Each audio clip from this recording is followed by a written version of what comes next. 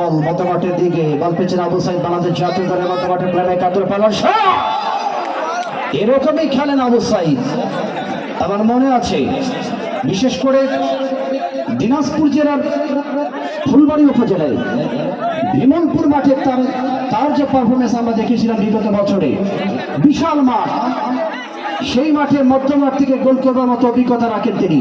তবে আজকে ওই মাঠ তুলনায় এই মাঠটা অনেকটা কনজাস্টেশন, সেখানে আবু সাইদ ট্রাই করছেন কিন্তু দূরপাল্লার শট থেকে গোল আনবার জন্য, এবং তাই করলেন তিনি। তবে গোলরক্ষক যথারীতি এক্ষেত্রে মজলে কিন্তু দারুণভাবে মাটিকে প্রতিহত করেছেন।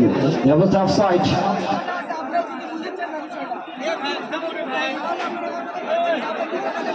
সেলিম ডানপ্রান্তে এখানে বল পাঠিয়েছেন, উদ্দেশ্য ছিল ইব্রাহিম, ব্যাগিল করেছিলেন তিনি, তাকে ফাঁকি দিয়ে মাত্র যদি পূর্ব টাচ মারতে করবে সীমানার বাহিরে।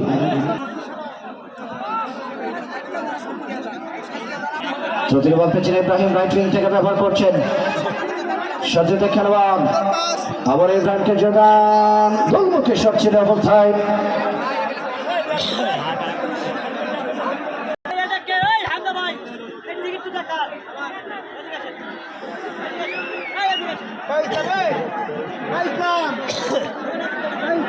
রাইট সাইড দিয়ে আক্রমণের প্রচেষ্টা, রিফর্মারে ছেলেটি অবশ্য কর্নার কিক অবশ্যই পাস করছে বলি।